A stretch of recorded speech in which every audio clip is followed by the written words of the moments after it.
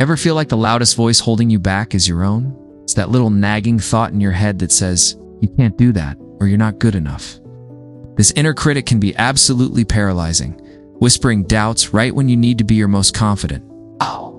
Well, today, we're going to learn how to shut that voice down, not by fighting it, but by outsmarting it.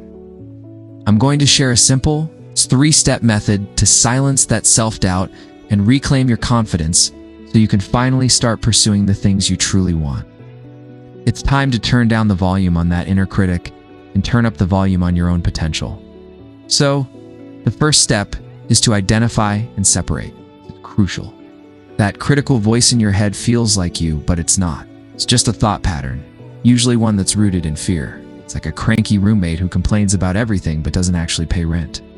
The trick is to stop seeing this voice as the absolute truth and start seeing it for what it is, a recurring negative thought.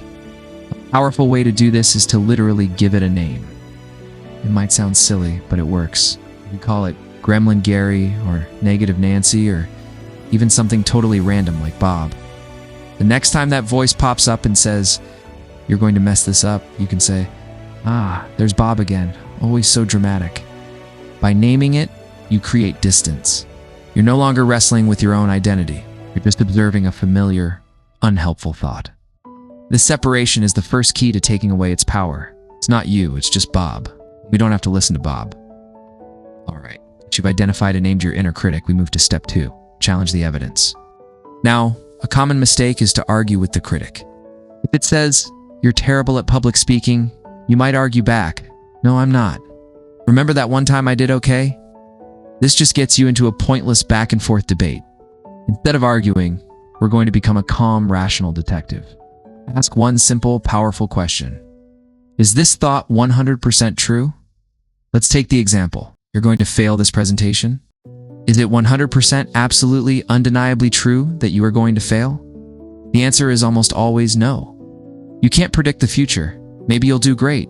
Maybe you'll do okay. Maybe one part will be a bit shaky, but the rest will be strong. By questioning its absolute certainty, you expose the critic's exaggeration. It deals in dramatic absolutes, like always and never. Your job is to gently poke holes in its logic, not with anger, but with curiosity. You're not fighting the thought. You're simply investigating it and realizing it's not based on solid evidence. It's just speculation, and usually, it's the worst-case scenario kind. Now for the final and most empowering step, create a champion mantra. Your inner critic has been running a negative loop in your head probably for years. We need to replace that old worn-out track with a new one. This isn't about generic, fluffy affirmations. This is about creating a short, strong, believable statement that acts as your personal champion, your internal coach. This mantra should be a direct counter-narrative to the critic's nonsense. If your critic says you're not smart enough, your mantra could be, I am capable and I learn quickly. If it says, you'll never finish this project, your mantra becomes, I make progress every single day.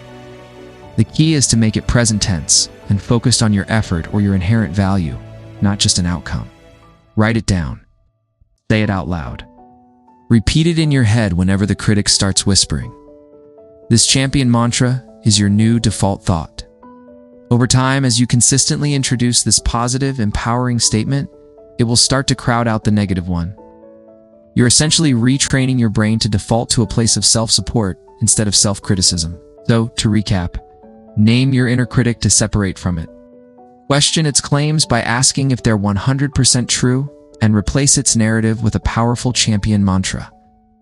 But remember, knowledge is only half the battle. The real secret to building lasting confidence is action. Confidence isn't something you just find, it's something you build, brick by brick, with every small step you take. So here is your call to action, your homework for today. Do one thing, just one small thing that your inner critic told you that you could int or should int do. Maybe it's sending that email you've been putting off. Maybe it's speaking up in a meeting. Maybe it's just trying a new recipe. Prove that critic wrong with action. Show yourself that you are more capable than your doubts. Thank you so much for watching. If this was helpful, please give this video a like and subscribe for more tips on building a confident and fulfilling life. Let me know in the comments what your champion mantra is. I'd love to read them. Till next time, be kind to yourself.